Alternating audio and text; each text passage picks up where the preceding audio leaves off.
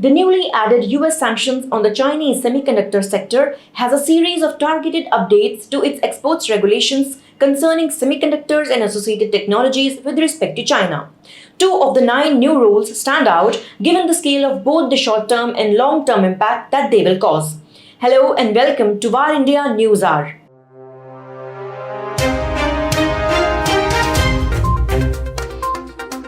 Since the US sanctions implementation on October 12, 2022, it has caused a wave of mass withdrawals of American workers, including the resignations of high-level management personnel from Chinese semiconductor companies. There are restrictions on the US persons, including citizens, green card holders, and foreign nationals who live in the US, to support the development or production of ICs at China-based advanced semiconductor manufacturing fabs without a license. American workers at Chinese semiconductor firms like Yangtze Memory Technologies Co Limited, that is YMTC, ChangXin Memory Technologies, that is CXMT, Shanghai Semiconductor R&D Center Jiading Factory, and Hangzhou HFC Semiconductor Corporations reportedly resigned one after another last week. The US-born suppliers of chip equipment, including Applied Materials, KLA Corporation, and Lam Research, have stopped their corresponding services and support in China and withdrawn their US workers from China. An estimated 43 American CEO-level executives are employed by 16 semiconductor companies listed on the Chinese Stock Exchange. According to the Financial Times, 200 people with US passports are employed by Chinese semiconductor organizations. Since the limitation is now in place, the US has forced individuals to make a choice. They must choose between their nationality and their profession. It is extremely probable that the Chinese government will use its influence to persuade these high-level Chinese Americans employed in the semiconductor business to remain. However, the short-term talent drains and disruptions is inevitable. At the same time, China has made numerous attempts to lure foreign semiconductor talent to help it establish its position in the industry, particularly in the field of advanced logic IC, which is essential to all future enabling technologies like artificial intelligence, machine learning, autonomous driving, supercomputers, and more.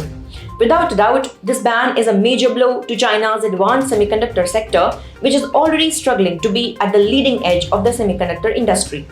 In 2021, China spent $432 billion on imported microprocessors, equivalent to total expenditure on grain and crude oil imports. China's own microprocessor industry now manufactures significant quantities of microprocessors at the less advanced production nodes, that is 24 nanometers upwards.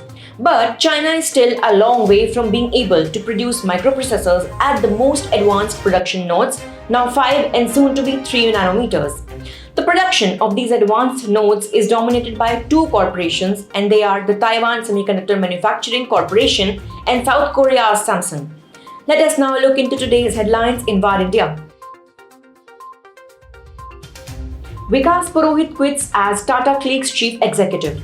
Tata Cliq CEO VikasPurohit has resigned from the e-commerce company. Purohit had joined Tata Cliq in 2016 and has vast experience in the e-commerce and fashion retail market. After a 2-year period at Amazon India, Purohit had joined Paytm as a senior vice president for its payment bank before quitting in June 2016. As per reports, Purohit is said to have signed on an offer from a leading multinational in a non-competing sector to head its India business.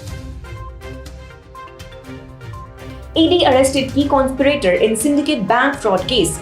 The Enforcement Directorate has arrested a key conspirator in the Rs 1,257 crore Syndicate Bank fraudulent loan case.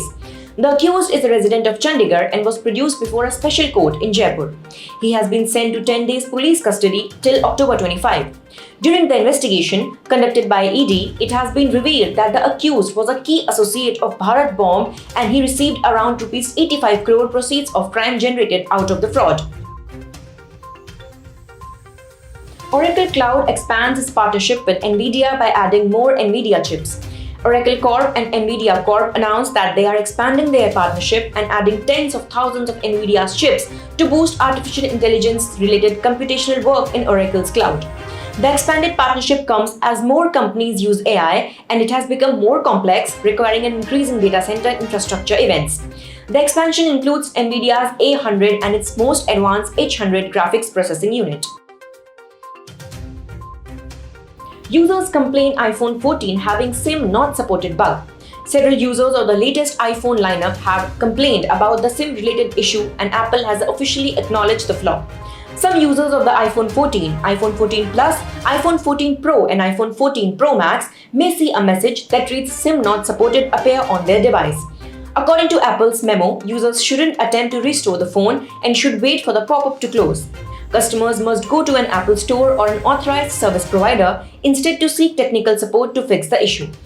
The company further added in the memo that this is not a hardware problem and they are investigating the issue.